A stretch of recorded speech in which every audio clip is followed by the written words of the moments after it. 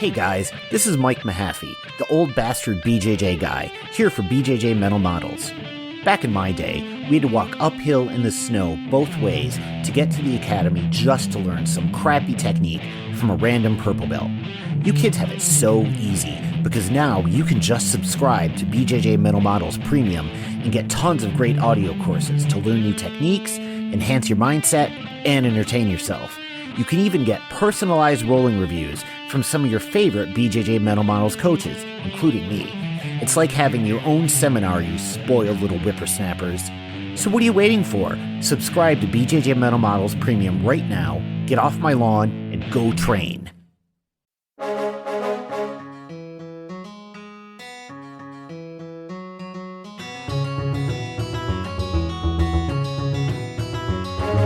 Hey, welcome to BJJ Mental Models, episode 338. I'm Steve Kwan. BJJ Mental Models is your guide to a conceptual and intelligent jiu-jitsu approach. And I'm here today with a first-timer to the podcast. I've got Tim Lee Peterson on the line. Tim, my friend, how's it going, sir?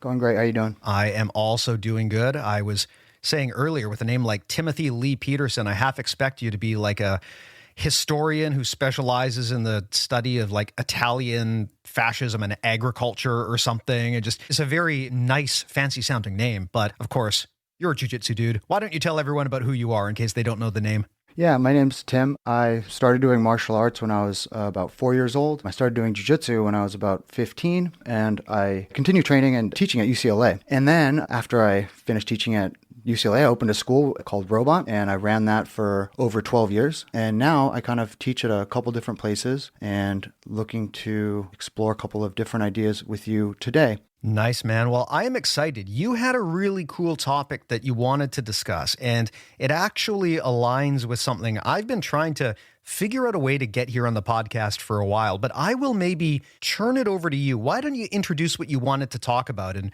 maybe we can put this in front of the audience and kind of help them learn some conceptual jiu-jitsu. Yeah, so there's kind of two audiences that might be listening to this. Most people probably do jiu-jitsu or are familiar with it in some way, and then there's other people who maybe just have a curiosity about jiu-jitsu and want to learn more about it. But first, I would think about the experience of walking down the street and tripping on the sidewalk, and this example's been used quite a bit. You have that feeling of falling and you try to catch yourself by stepping, or maybe you fall so much that you have to extend your limb or something like this. That reflex is governed by your vestibular system. And it's why when you are startled by a loud sound, it feels very similar to tripping on the sidewalk. Again, your limbs extend, you have this predictable shirking away from what you perceive to be the source of it. And these reflexes are things that we don't resist, we don't think about, we don't process. They don't go up to our brain, they go to our spine, and then they go right back out to our limbs so that we can act very quickly. And in grappling, in judo and wrestling and jiu-jitsu, we manipulate this sense of falling, we often call it Kuzushi or off-balancing, so that we can throw somebody or take them down to the floor. And this is super important. You have to learn how to off-balance somebody in order to be effective at throwing them. You also learn about things like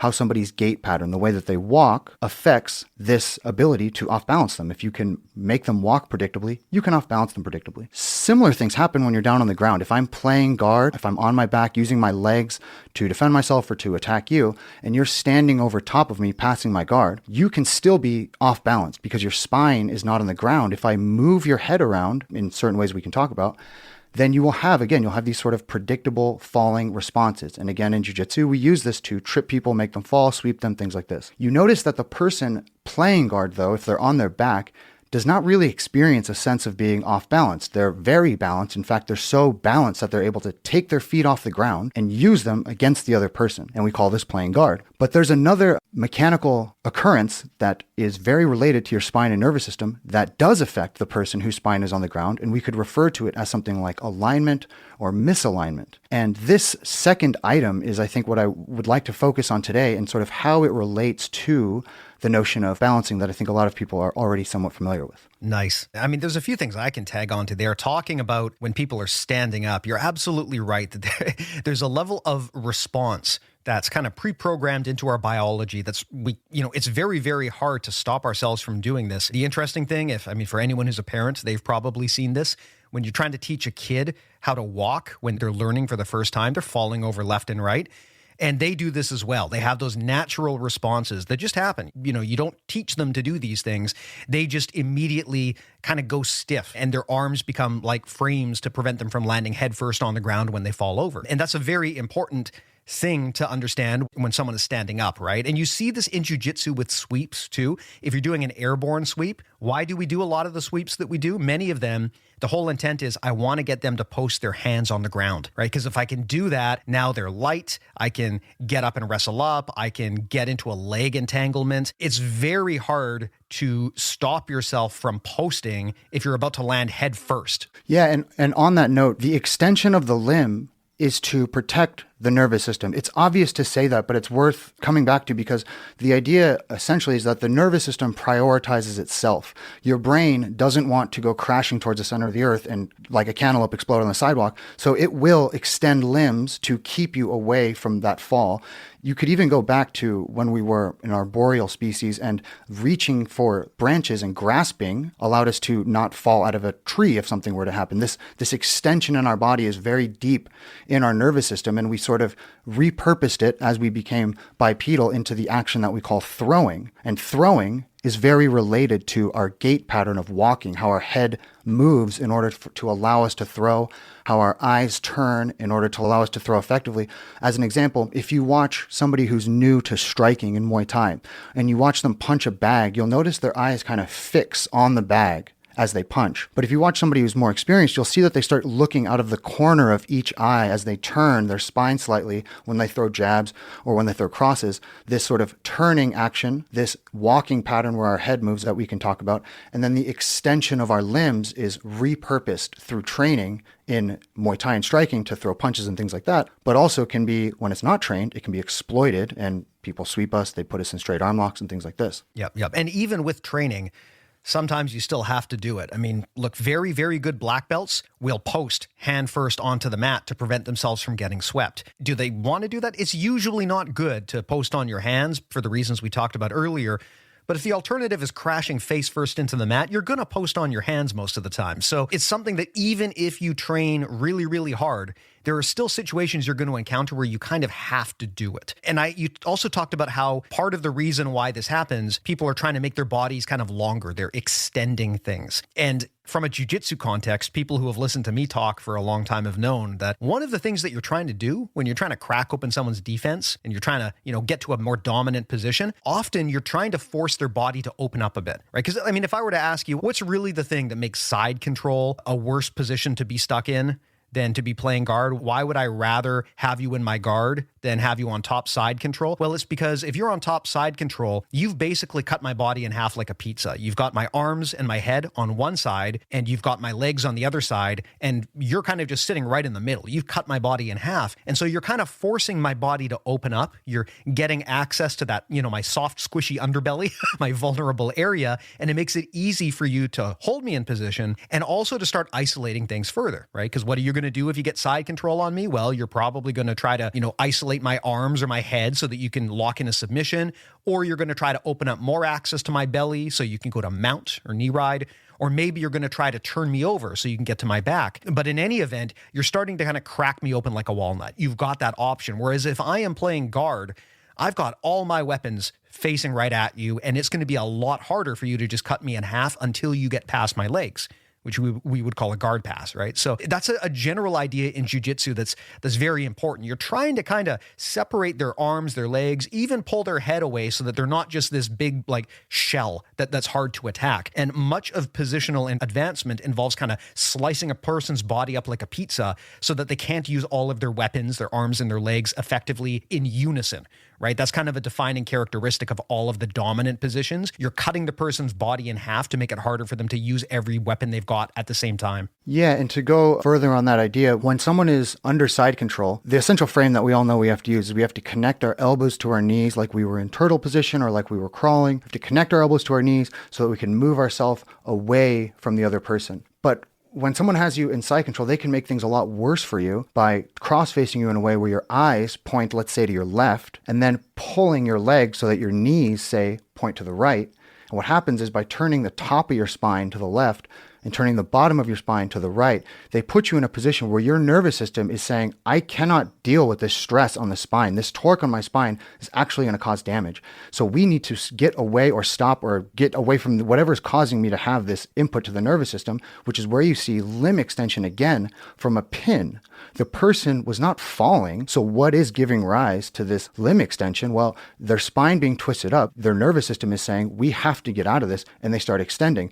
But what happens if you imagine, for example, you're lying down on a bench press and you're going to try to move some heavy weight, but then before you go to bench press that weight, you turn your eyes left and you point your knees right, what's going to happen? You're going to feel like you can't move the weight at all, even if you could move it easily before. And the same is true in jiu-jitsu. You're still making that extension happen, but it's mechanically compromised. And so the person on top is able to capitalize on that and take advantage of it. And the thing that is so interesting about that is it comes from back when we were babies, learning to crawl and walk and stand up, and all of the things that we do in jiu-jitsu to protect our nervous system, protect us from a fall, are things we learned as little kids, like how to roll, how to crane your neck, how to come up to a propped position on your elbows, how to eventually crawl, how to eventually hoist yourself up to standing. And it's those same mechanical movements and shapes that we make with our body that allow us to play guard and to do jiu-jitsu. And it's the same problems, like our spine being twisted or us falling or feeling like we're falling, that create that extension that we've been experiencing since we were actually little kids. Yeah, it's really interesting because,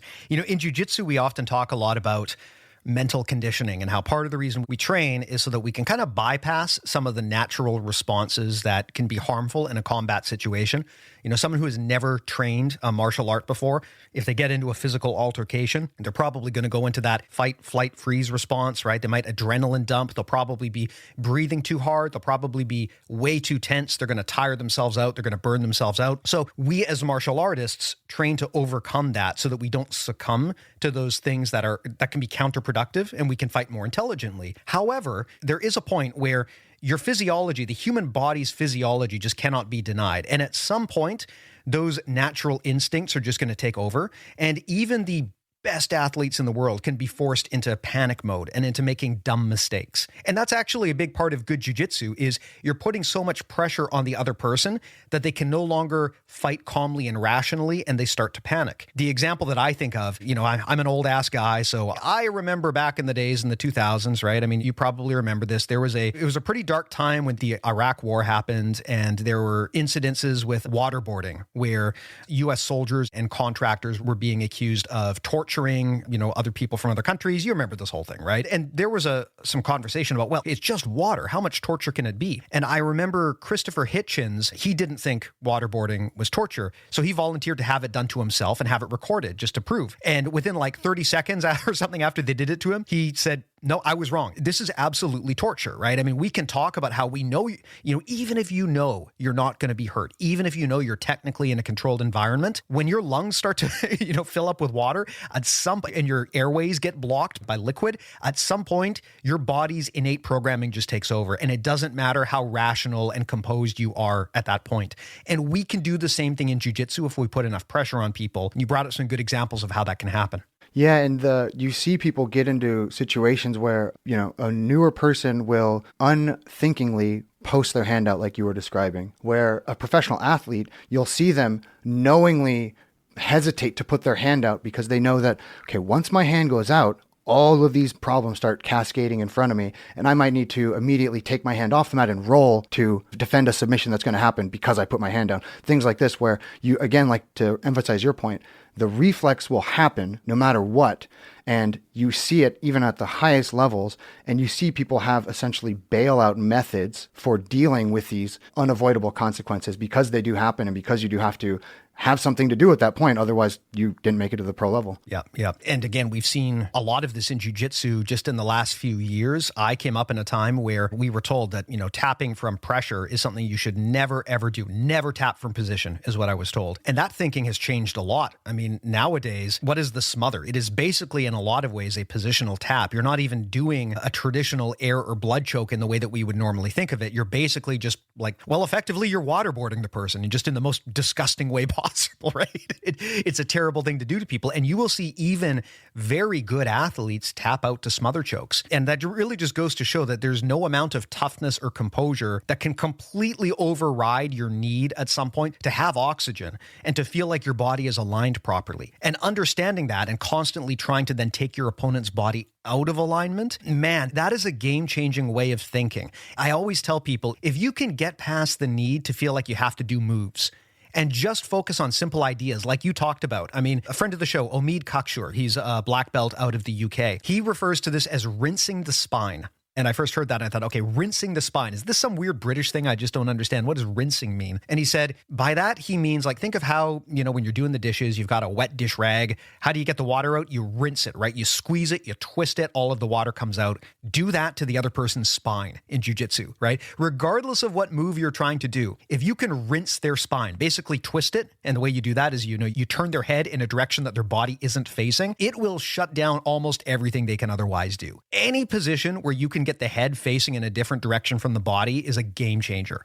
So even if you don't know much about jiu-jitsu at all, if you're a very, very early white belt, if you can just force their head to look away from you or look in a different direction from their body, that is powerful stuff, even if you don't know anything else about the sport. Yeah, and I would say that a couple ideas on this. One is you have to use certain cues in jiu-jitsu before you can deeply understand the mechanical elements that are going on. So we're talking about the spine and how to move it, and we could talk about the point of your chin or the corner of your jaw and like the ideal placement of your shoulder, things like this. And those are very important. But at first, what you're looking for, if you want to use these kinds of ideas, is general cues so you can observe when it's happening correctly and when it's not happening correctly.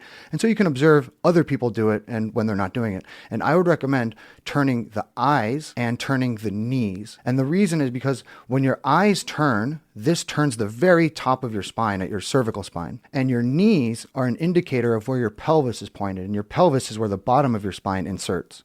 So to get specific, if you were talking about twisting up someone's spine or wringing out their spine, you could think about the very top and very bottom of it, turning their eyes and turning their knees, as the knees are an indicator of where the pelvis is pointed. Almost, I think, always the best example is to start in half guard, where one of your legs is trapped.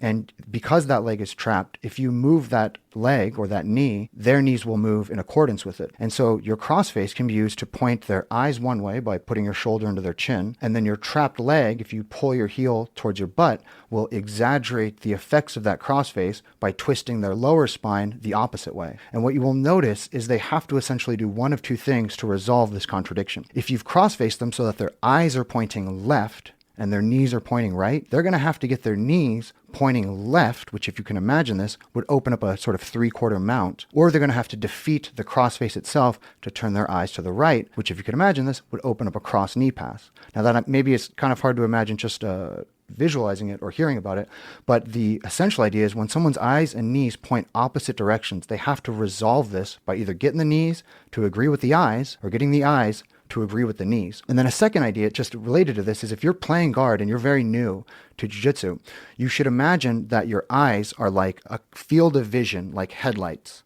and that your knees must be within those headlights at all times. Ideally, they should be aligned with your eyes so that your whole spine is pointing the same direction. But the reason this is important is because if you can imagine you're playing guard, if someone goes to pass your guard to a certain direction, the person playing guard is often tempted to fix their gaze on the person that is passing instead of anticipating where they're going and turning their eyes even further. So if somebody is passing to my right and I'm playing guard, I should be turning my eyes to the right more than they've moved to that direction. So that the top of my spine is already turned that way, and my legs can follow it very easily. And the way you can know this is true is go play guard on the opposite side. Go play guard on what's most people's bad side, their left side, and notice how much, especially if you have experience, notice how much your eyes want to fixate on the person when they go left and you have to play left versus how easily you allow your eyes to turn when someone goes to your right. If you have a good amount of experience, I would recommend that. Yeah, man, I was wondering if you were going to bring this up, and I'm so glad you did. The whole game about what the hell should you be actually looking at when you're doing jiu-jitsu is something that most coaches don't really get into. And I mean, we could talk about that a bit here, and I think it'll honestly probably blow a lot of people's minds because they'll never have heard this. In the real world, we generally want to look eye to eye at people, right? We make eye contact. That is how we recognize someone. That's how we kind of track where they're at. You're looking at their face. You're looking at their eyes. that is completely workable when we're at the mall talking to each other. But in jiu-jitsu, there are times when trying to make eye contact with someone can actually screw up your body positioning, because you don't need to be looking at their eyes. You're not having a conversation with this person. You need to keep your neck strongly aligned. So an example that comes up a lot, if you are a gi player, when you are standing in someone's guard in the gi, people make the mistake of looking down at their opponent and looking at their face, right? So if I'm standing in your guard, my natural reaction is to look right into your eyes, like we're lovers. And the problem, though, is that when I do that, I have to tilt my head downward to look at your eyes. And that can be enough of a posture break that if you get a good collar grip on me, you can pull me down. So what a lot of coaches will do, I remember my coach teaching me this, is especially in the gi, don't look at their eyes, look at the wall, right? Like keep your head up, keep looking level, keep your gaze parallel to the floor, because if your head tips downward, it makes it way easier for them to do a snap down or a collar drag. If you keep your neck upright, it's weird and awkward because you're not looking at them anymore. You're looking at the wall behind them. But that prevents them from doing that collar drag. And there's other examples of that too. If you're playing a supine guard, for example, people, their natural reaction is to lift their head up off the mat so that they can look at their opponent. But the problem is if you lift your head up off the mat while you're lying down, now your body starts to curve a little bit and they can more easily like pull you up or spin you around or move your body. So what a lot of people will tell you to do if you're playing a recumbent or supine guard is they'll tell you to keep the back of your head stapled to the mat. And that actually means you're kind of looking up at the ceiling. You're not really looking at your opponent, but that means that your head is now a point of contact with the mat, and it makes it way harder for them to move you. So all of these things are completely counterintuitive in the context of how we live day-to-day life, right? We generally look at people's faces when we're talking, but in jiu-jitsu, sometimes to be most effective, you don't want to look at their face because doing so allows them to use your head as a lever, which you don't want. Yeah, let's go off of those 2 points, because on the one hand, I am always telling people at the beginner level to keep their head off the mat when they play open guard, but I think it's for the same mechanical reason you're describing, but it's because they're having trouble with it, which is first, especially like kids, because their head is like, 30% of their body weight, they have trouble keeping their head off the mat because they don't have the core strength to really lift themselves up, which creates problems when they need to be mobile to play guard and to spin effectively. But then to what you're saying, when they flatten out their body and you make a strong spine like that, it makes it much harder for someone to move you around. So on the one hand, yes, definitely agree on that point, but they're also careful if you're a beginner in jiu-jitsu. Almost always when you're moving around in guard, you need to be able to slide around on your lower back. So work on keeping your head up for your drills and things like this. One thing I was really happy to hear you say a second ago was, I've heard people give the cue to look up at the ceiling when it's time to stand up in the guard, which I think often creates a fault in the spine in the other direction, where the cervical spine gets extended because the chin gets so lifted up that their lower back overextends and they're more easily broken down when they go to stand. But keeping your gaze on the far wall, I think 100%. And again, I'm not disagreeing with the point about keeping your head on the floor. I'm simply saying that the mechanics you describe with head on the floor versus head off the floor where someone is easily spun, often beginners will have trouble not spinning effectively. So keep your head off the floor if that's the case. Yeah. I should actually expand on the context. I'm not saying that you should always have your head stapled to the floor, but just rather if you are committed to playing a particular type of supine guard. Yeah, I think I'm trying to cut the trolls off at the... Sorry. Yeah, for me personally, I don't always do it because I'm a turtle player and a shin-on-shin player. So for me, sometimes I want my opponent to pull me up into a ball because it gives me access to their legs. So that's my thing. But if you want to play a game, which is like a lie back down on your back type of guard, often when you do that, you have to be worried about the other person trying to pull you up or to spin your body around. And if you staple your head to the floor, that's an extra point of contact which can prevent it. So not something you always want to do, but if you're committed to that type of guard, it's something that can make it way harder for your opponent to move you. So good observation there. Yeah, one other thing that we could talk about is related to off balancing. It's related to alignment. And if you imagine when you're at a standstill and you go to step forward, say you're at a crosswalk and it just turned green, it's time to walk across the street, asking you, what is the first part of your body that moves? And I think most of the time the reflexive response is your foot. But I would think that if that happened, it would look like you were dipping your toe into a swimming pool kind of to test the temperature of the water. What actually moves first, and it's even more exaggerated if you get up out of a chair without using your hands, the thing that actually moves first is your head. Your head shifts forward, and when that shift occurs with your head, your vestibular system cues you up to step forward with your leg to create a new base of support on the ground, and then you flow from the original base of support, one of your legs, to the new base of support. And so you could think about walking as a pattern of movement where your head shifts, you connect a base of support to the ground, and then you flow from one base of support to another. And this is from a book called Free+Style that I can send you a link for. And this gait pattern of shift, connect, flow is very wrapped up in everything we do in the standing position. And then later on, you can see it on the ground, where when you notice people go to grip and move someone's head, they're not generally just trying to move the person's head like they want to put their forehead on the ground. I mean, that would be great if it happened. But usually the expectation is I move your head in a particular way and I can make you step in predictable ways. And being able to move your head and control your step is really bound up in knowing that moving someone's head will always force them to step in these specific ways. And so again, the notion of alignment and off balance and being balanced is all the same parts of our nervous system, and they feel very different or seem very different at first, but we should be able to appreciate them whether we're standing and moving around and walking and manipulating our sense of walking, or down on the floor and essentially creating torque to twist and break apart someone's mechanical strength or alignment in their bones. Yeah, absolutely, man. Well, how does this translate to the way that you teach and train? I think probably what we've discussed here is going to make a lot of sense to people, intuitively. Yeah, I don't want to let you twist my head. Cool, makes sense. But how does this actually manifest when we're training jiu-jitsu? Like, how would you use this to maybe alter the way that you instruct a class? Yeah, so one of the big things is to use your training time effectively. And so I want people to be very comfortable in the standing position. And this is true gi, no gi, this is adults, this is kids, this is everyone that I work with. I want you to be competent at least in all of the major areas of grappling. And so in order to do that, you essentially need to train these things every time you train, every day.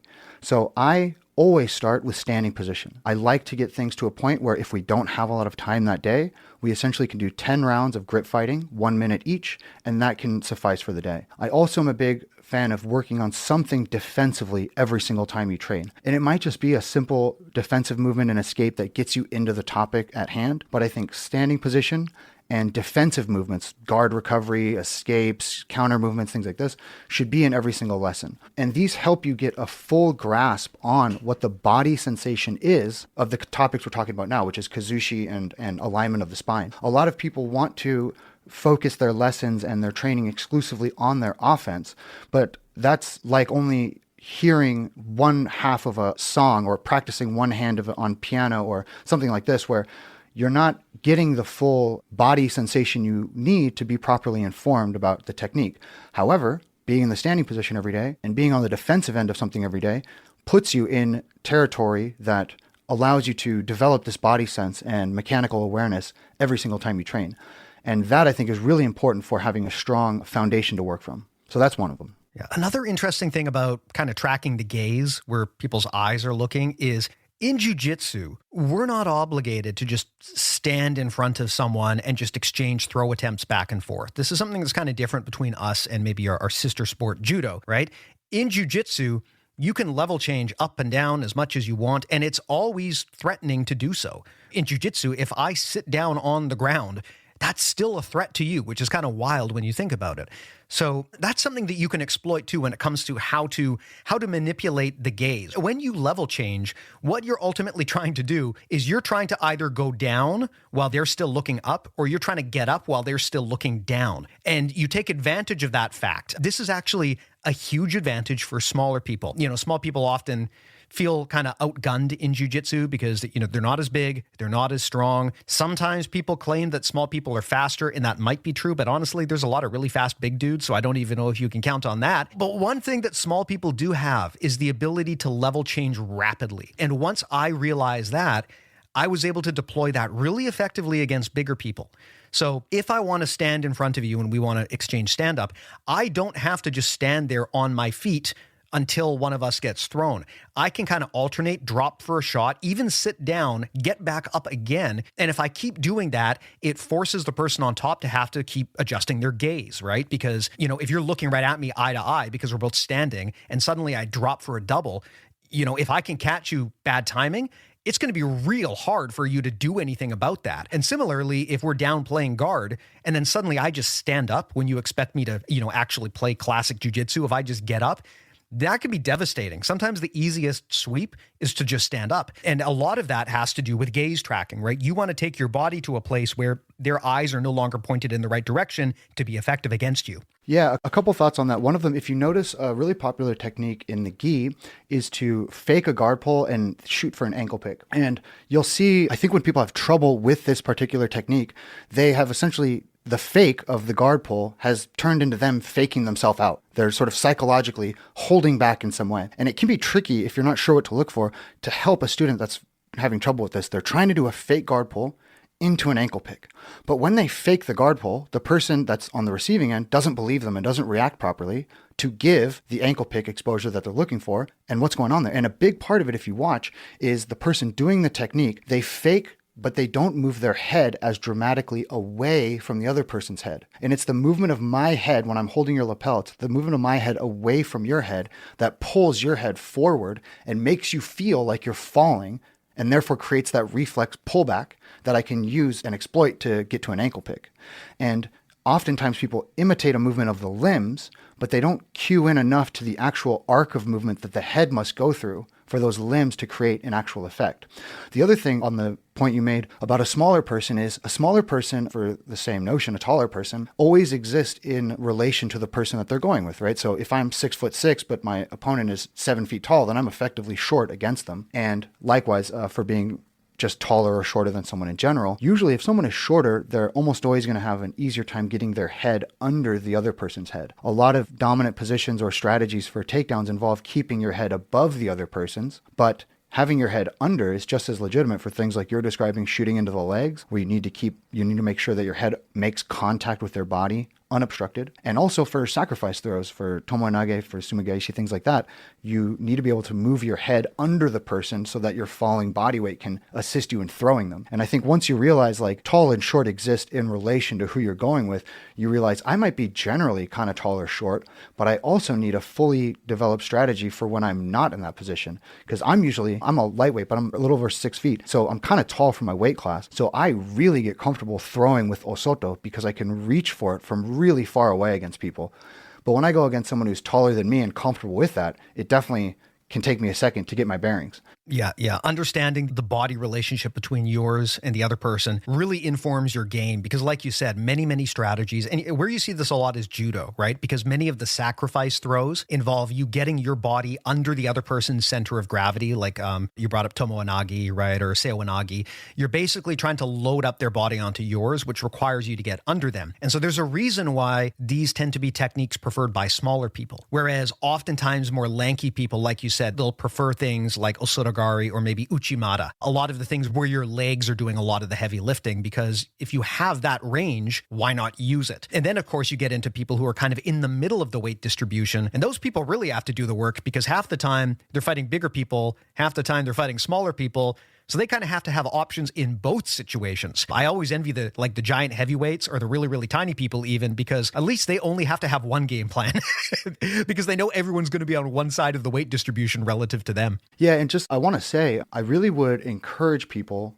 I think there's an inclination to want to teach people jiu-jitsu when you do jiu-jitsu. I think that's a very common thing. Maybe it's just you mention a detail to somebody once you're comfortable and you have that much experience, but I think it's something a lot of people want to do, even early on at white belt and things like this. And I really would encourage people to do that. And I would encourage senior students to help guide that process, because one of my goals when I teach jiu-jitsu is to try and create fluency in students so that they can talk about jiu-jitsu and accurately imagine and talk about and discuss and break apart problems just through their imagined sense of jiu-jitsu, like a musician would be able to do if you described to them a bunch of chords or a scale or something like this. And to do that, you have to practice it. And I think that a wise student and coach relationship is one where the students are teaching each other and the coach is guiding all of them to make sure that they're practicing this teaching well, because it is that teaching that will reinforce a lot of these ideas. And you kind of, when you help someone develop a game, you see your own game through a different perspective. Just like when you hear your voice recorded for the first time and you like die of cringing, but then you're kind of like, okay, well, that's what I'm working with. Like, I'm going to try and speak clearly as best I can, but it's the same with jiu-jitsu. You're like, this is what I've got. I'm doing the best I can to expand that understanding. And here's kind of how I would recommend you do things. And then you're in the shower and you're like, man, I could have maybe suggested they do this other thing and stuff like this. And then, you get better at teaching. And I would think about doing that as early as the urge strikes you to help your training partners, because it will help you in the long term. Yeah. This is actually an area where I have a bit of disagreement with a lot of the conventional wisdom in jiu-jitsu. People often say, when you're a white belt or you're a blue belt, don't coach. Leave that to the black belts. First of all, this kind of hierarchy stuff, it doesn't jive with me. I don't like it, right? We should be trying to learn from everyone in the room. And if you as a black belt can't find a way to learn from the white belts and the blue belts, you're not really a great black belt. Part of being a black belt, part of being experienced is you should be able to know how to learn and make the best out of the situation that you're in. If you can't find a way to learn with a room full of white belts, that's a weakness and it's something that you have to get over. So this is an area where I disagree with a lot of the conventional wisdom that junior belts should not teach. I actually think it's great when white belts and blue belts do things like start up a blog or do a podcast or create YouTube videos. People often, as you said, they're going to cringe about that and they're going to say, why? They're going to make fun of me because I'm a white belt and I don't know what I'm doing. And okay, look, it's not always about you presenting yourself as the font of all knowledge. It's okay to make content and still admit that there's a lot you don't know, because you're not trying to position yourself as I am the expert that everyone must listen to. You're just trying to be another voice in the community. Right? And sometimes the way that you get the interesting conversations going is by starting those conversations, right? So when people often, criticize white belts and blue belts for trying to coach or create content, I think that is just really ugly gatekeeping stuff. I don't like it. I think that we're better off encouraging people to express their ideas because, first of all, then we can correct them if we need to. But also, a shocking amount of the time, I learn stuff from white belts and blue belts, right? Especially now that our sport is finally starting to pull in best practices from other sports, there's a lot of people who are really well informed on things like motor science or coaching skill. Maybe they bring in a lot of experience from elsewhere in the world, but they just don't happen to be an experienced jiu-jitsu person. But they can still speak very intelligently about, ecological dynamics or something. And that is an important thing to understand, that your value does not begin and end with how good you are at grappling. Yeah, if a person was a white belt and they just happened to say something that was the most insightful thing anybody ever said about jiu-jitsu, because they just dawned on them, it would still be true. And I think human beings naturally, we like to share the things about us that we find change us and that affect us and that are important to us. And when you discourage students from teaching, you're discouraging their actual enthusiasm for the art. Like some people, that's how they express their enthusiasm. It can be obnoxious to a degree, but that's also how they'll learn that it's obnoxious. That's how I learn when I'm being obnoxious. Like, I'm plenty obnoxious plenty of the time, but I try to, understand. And you have to learn this through experience where failure is not catastrophic for you. The only way you can actually be affected and learn how to teach is to do it and consider your lessons and the people you're working with. And you think about how you can do a better job. And a good coach, I think, that wants to see their vision of jiu-jitsu and their methods expand will encourage their students to adopt their practices and then refine them, because then they go, look, if I did this well, in 10 years, I got a lot of people I can really learn from. On that note, when I closed Robot, I had a bunch of black belts in that area who ended up opening a school, or like an open mat school. It's called the Coop. If you're ever in that area, in the Santa Monica area, you should check it out. And I said to them many times, not knowing obviously that COVID was going to happen, but I said to them, the standard I have for black belt is that if I were to ever disappear, that you guys would be able to continue training and developing as if I was still here with you. Like, I would give you all of the things that I knew about to do that. And then that actually happened. And now I'm like, if you go to them, you're in great hands, because I know that they didn't just learn what I taught them. They learned so many things I don't even know now, that they've learned in the time since I haven't been with them. And I know that has happened because that was already happening when we were working together. And I'm really proud of that. I'm not like scared of their development. I take it as like a credit to something I did right. But I think you have to be willing to approach success in jiu-jitsu or goodness in jiu-jitsu as coming from a reflection of your students and their and your training partners as well, rather than just like, I am great because I can beat absolutely everyone. And there's a very small number of people who that can apply to. Yeah, absolutely. And it's also not scalable, right? You can be as great at jiu-jitsu as you want, but that doesn't mean you can reproduce that greatness in the people around you. And that's where we get into the conversation about how coaching is different from performance. And we should never assume that these two are the same thing, and that just because someone's a great performer, that also means they'll be a great coach, or vice versa. Even today, there is way too much misunderstanding about how this works. I just saw, someone just sent me this again, yet another black belt complaining about the quality of black belts and being watered down or whatever it is. Again, a lot of gatekeeping. Many people think that jiu-jitsu is just all about, am I able to go into a tournament and win? And there's a lot more to it than that, right? There's a lot more to it than that. Coaching is a completely different thing. And I think you've touched on the importance of that. And this also, of course, ties back to self-expression, allowing people to kind of figure out their game as it works for them. If you aren't really a great coach, you might just try to make all of your students carbon copies of yourself, which is really never a particularly winning strategy. Something else I wanted to ask about on the topic of gaze tracking and where people's eyes are going. We talked about how physiologically where you're looking impacts your performance and what you're going to be able to do mechanically. However, you can also use your gaze strategically, and it can even be used against you. And one of the funny things about human beings is we tend to care where other human beings are looking, right? If you and I are talking and I suddenly stop talking to you and look to my left, what are you going to do? You're going to follow what I'm looking at. You're going to wonder, what the fuck is this guy looking at? And you're going to look in the direction that I'm looking, right? So we take cues from other people based on where they're placing their attention. And it's always funny because, some animals, like some dogs, can understand to follow our gaze, but a lot of other animals don't. I mean, I've got cats, right? I can point at something and tell them to look over there, and they don't give a, they have no idea what I'm going on about. But you and I, if we're sitting across from each other having lunch, and suddenly I turn my head to the side and look, without even realizing it, you're going to follow me. And that absolutely has implications in jiu-jitsu. First of all, because I can kind of mess with your head, right? I can make you think I'm interested in something when I'm not, based on what I'm looking at. But the flip side of that is I can also betray myself, because sometimes I have wandering eyes and my gaze will go places where I'm telegraphing my intent when I really shouldn't have been. The most common place where you will see this is two people standing up, probably white belts, right? One person looks at the other person's feet. I know exactly what they're going to do, right? They have it in their head that they want to shoot. They want to go for a single or a double, but they couldn't help themselves. They looked at the person's feet. First of all, that kind of breaks your posture a bit because you're dropping your head, but also it tells your opponent exactly what your intent is. So it becomes much easier for them to then expect a shot. But on the flip side, you can also fuck with them, right? You can look at their feet, make them think you're going low, and then you don't.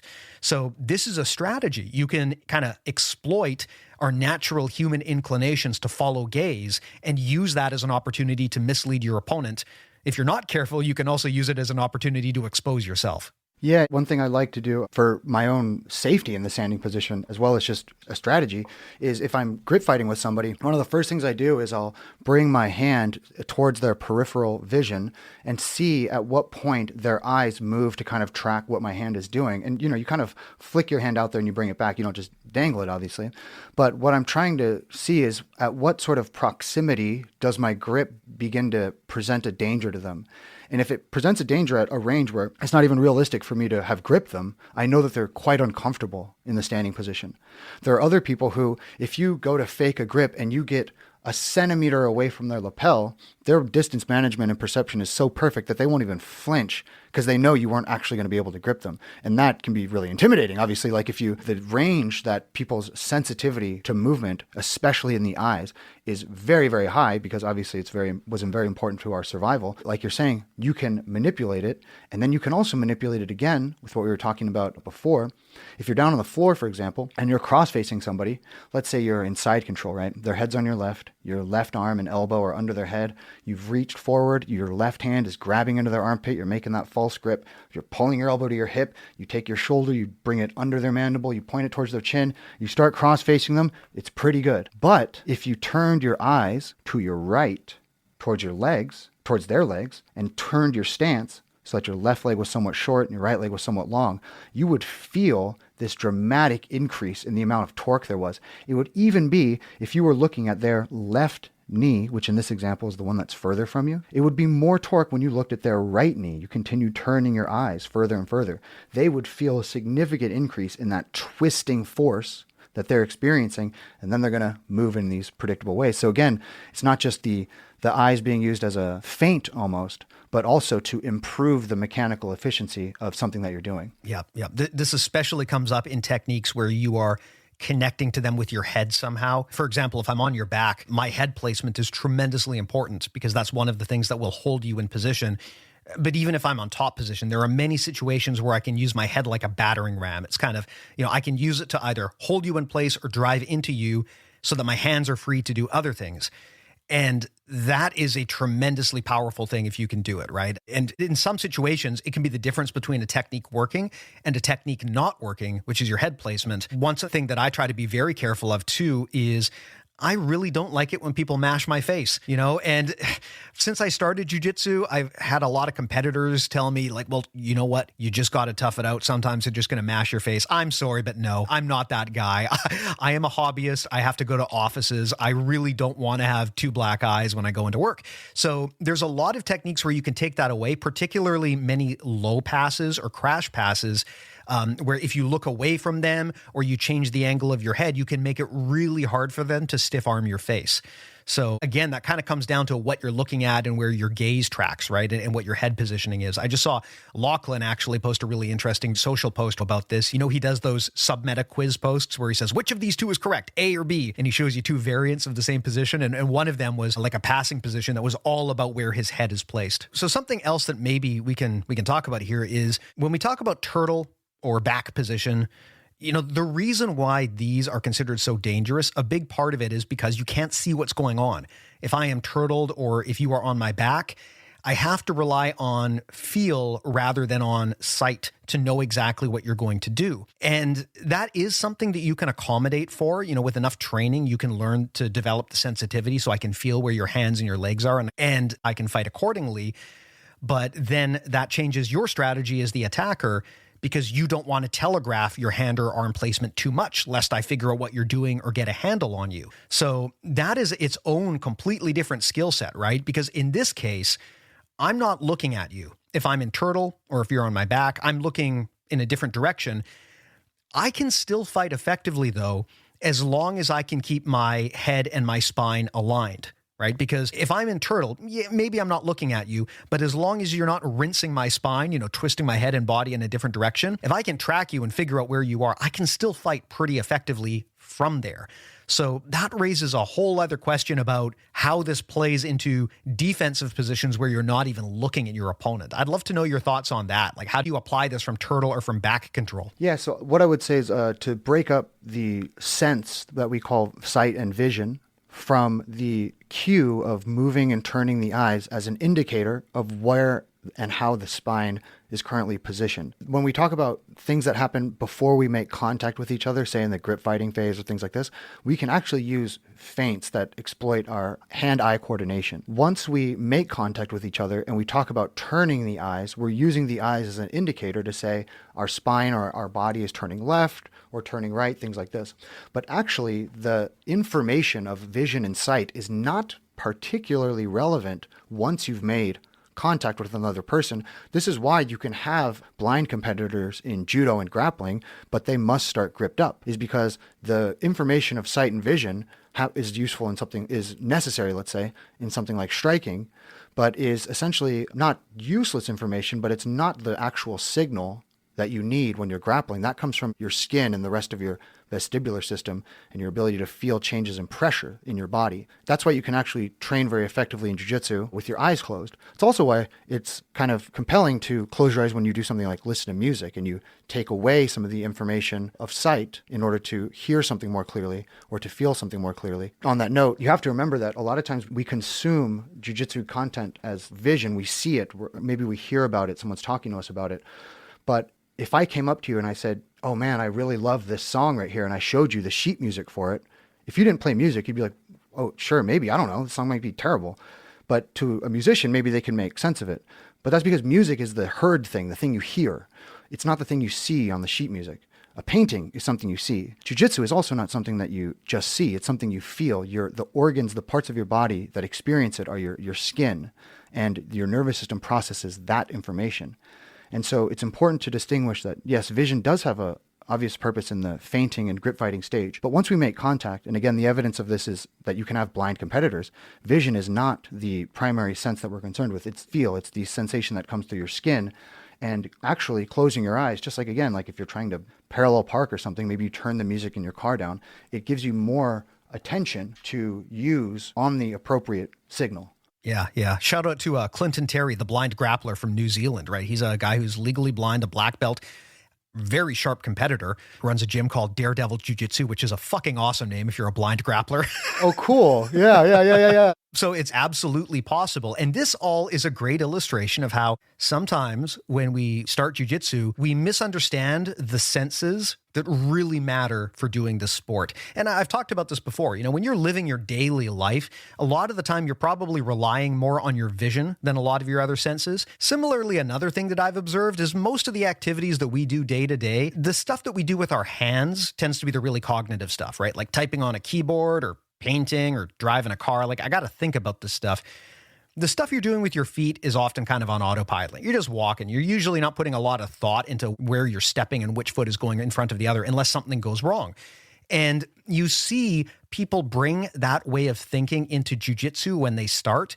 And one of the main skills they have to learn when they get to around blue belt is how to overcome that. So one thing, like you talked about, is being overly reliant on visuals. That's one mistake that beginners often make. Another one is being overly focused on what their hands are doing and ignoring what they're doing with their legs. Just like, because I said, in day-to-day life, I mean, when I'm typing on a keyboard, I'm using my hands, right? I don't do anything nearly that complicated with my toes.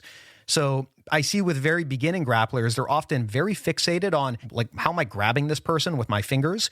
But then they forget about their feet. And I mean, how many times have you seen this with you're sparring with a new white belt and they're like in guard and they get like freaking death grips on you on your collar and your lapel, but they forget about their legs. And so you literally just walk past them, right? This happens all the time to me. They grip up with me and they're super tense on the ground but they forget about their legs. And so I just walk around them. And so one of the main skills that you've got to learn in jiu-jitsu when you get to around blue belt, I would say, is how to coordinate your arms and legs so you can fight like an octopus and use them all equally. That's really what makes guard work. It's that when you're on your back in that position, I now have 4 limbs to fight with instead of 2. That's really where the power of that position comes from if you do it right. And eyesight, again, is another thing, right? If you're overly reliant on visuals, that means that you always expect to be looking directly at the person. That means that if they change the direction of your head, it can really screw you up because you don't know what to do with it if you can't see them. For me, a big breakthrough in my jiu-jitsu was working more on my away-facing defense.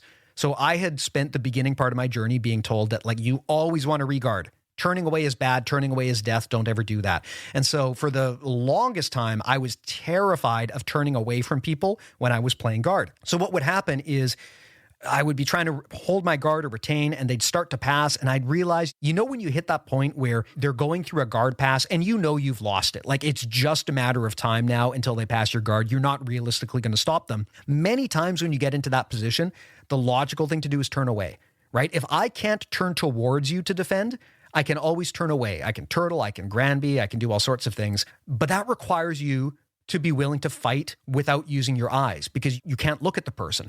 But it's a critical skill set because, if you're on top of me and you're cross-facing me, you're trying to make me look away, I might really struggle to turn my body to face you if you're forcing my head away. The easier escape for me might be to turn my entire body away from you. Yeah, I'm giving up my back, but I can defend that. And now at least I have spinal alignment again, right? My head and my body are looking in the same position. And that is way more important than whether I'm looking at you or whether I'm not. So I just encourage people, if you're afraid of turning away from the person as an alternative to regarding, don't be. That's a very powerful and essential skill to learn, especially in like an ADCC style rule set where turtle is now an essential position to understand. Yeah, let's think about if you were lying on your back and you took your right hand and you were to touch the bottom of your left foot with it, and then you pulled that away, and you did the same thing with your left hand to your right foot. So you're essentially crossing over. You're doing a contralateral movement. You're cross-crawling. Right hand touches left foot, left hand touches right foot. And you kind of patty cake this pop, pop, pop, pop, pop, a bunch of times. That is wiring your nervous system with your spine stable on the ground with a gait pattern, a walking pattern. When you walk, you move contralaterally. Your right leg steps forward and your left arm is swinging to counterbalance the movement. And that is what allows you to walk efficiently forward without having to shift your weight again every single time. And what's interesting about that is if you imagine yourself in a tiny little boat and you have a single oar, and you take that oar and you put it on one side of the boat and you start rowing, and you stay on that one side, what ends up happening is you just turn in a circle. And obviously on the other side, the same thing. But if you alternate sides, or if you had two oars, one on each side, you would row in what looks like a straight line, what is effectively a straight line, whether you're alternating one oar or you're using two oars to move. But that's occurring because of two circular movements. When you got two oars and you're rowing, those two little circles you make with the oars to row is what gives you that straight line. The same is true when you walk. When you step forward, you're not actually just making this straight line of movement. Your foot makes contact with the ground and slightly grips it, and the arch of your foot allows you to continue propelling yourself forward. And it's this movement is actually governed by these slight turns of our body. We shift forward, and then to continue, this contralateral swinging of limbs gives us this very slight turn that's not as dramatic as rowing a boat with oars, but still produces the two kind of circular movements that give rise to walking straight forward. And the importance of this is that all of our movement really is turning, whether it's a big dramatic turn or a tiny little turn that lets us walk. We need to be able to turn freely. And what's the first thing that turns, or what's the most important thing that moves when we turn? It's our eyes. And so freeing your eyes to turn is one of the best cues you could use as a beginner. I need to use an elbow knee frame or a frame with my palm on my face in order to free my eyes to turn, because if my upper spine can turn freely, the rest of my body can catch up later. Yep. And I think it's especially important now that the understanding of head control has evolved a bit. I mean, you're like me, you're kind of like a gray-haired old jiu-jitsu guy at this point, at least relative to the kids. And the conventional wisdom for the longest time was, if I don't get under your chin, there's no choke. So everyone would just focus on just don't let them get under your chin. But we realize now that you can still choke the shit out of someone, even if you can't get under the chin, right? You can use pretty much any part of the head as leverage to kind of twist and change the direction of the eyes. And that comes up a lot, even for things like choke defense now, right? Because people will, if they can't get under your chin, they will crank across your face to try to twist your neck, right? Because that can open up your chin or get enough of the choke regardless of whether they get under the chin. So you need to get really good at being able to fight when your head is not positioned in the direction that you wish it were. That's just going to be part of the game now. And it's something that people need to deliberately think about and break that need to always be looking at their opponent, and to also understand the context, which I hope we've explained here, around how where your gaze is going can actually impact what you're doing. Yeah, and when you see how much people's skill sets are sort of asymmetrical in that people will be very comfortable even escaping from the back as long as the person is trying to choke you with their right hand. But then you watch a lot of the highest level matches that finish with submission, it's the person's non-dominant hand doing the attack. And in part, maybe it's because, training that offense on your offside is a little bit more straightforward or interesting for people to do than to repeatedly train the defense on the bad side. But having your defense cleaned up on what would be your bad side in large part comes down to first making sure you're turning your eyes the correct direction. Yeah, awesome, man. Well, I think this was a cool one. We've never talked about stuff like this. I'm guessing most people haven't, but it's an important thing to understand. Did we cover everything you wanted to discuss, or is there anything else you wanted to get into which we might have missed? There's always deeper down you can go and further out you can go. It's like trying to describe a circle fully. But yeah, I like having talked about this because it's something I've been harping on people for, 20 years now. And I think now it's really starting to break through into people's consciousness about grappling. And it's really awesome to see. So I'm happy to talk about it again another time, because there is endless depth you can go to in a lot of different directions you could take it. But I think this is a good starting point. Absolutely, man. But, I think you've got a great mind for jiu-jitsu. I'd love to have you back on at some point in the future. In the interim, though, if people want to follow you or ask you questions or maybe get coaching from you or whatever you're offering, how do they find you? Yeah, you can find me, Timothy Lee Peterson, on Instagram, YouTube, Threads, all that stuff. Amazing. I will put links to all of that in the show notes to make it easy. I'll also put a link to everything we make. It's all at bjjmentalmodels.com. All of the podcast episodes, of course, are completely free, plus the mini episodes we do to quickly catch people up to speed on the ideas we share here on the show.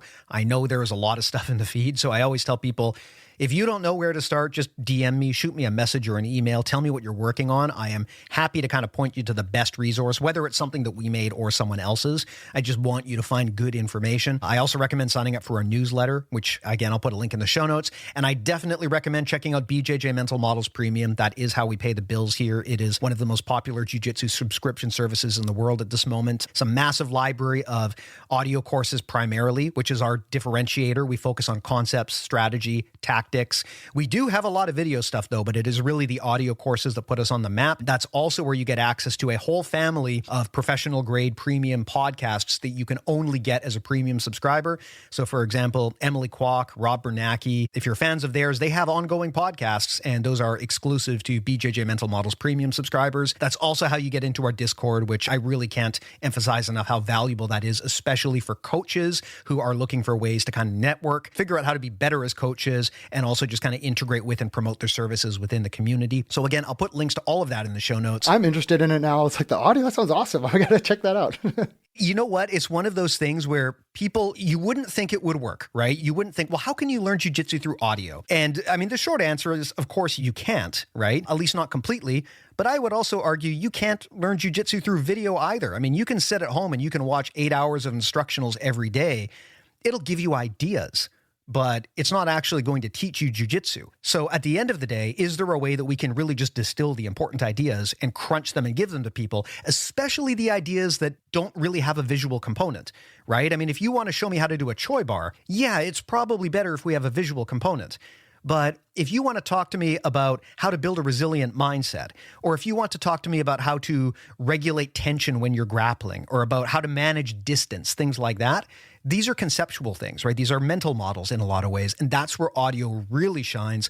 Plus, you can learn jiu-jitsu while you're on the toilet. And that, I think, is really what we're all looking for, right? Is how do we learn jiu-jitsu when we're doing the dishes, when we're driving to work, when we're on the toilet? That's BJJ Mental Models Premium.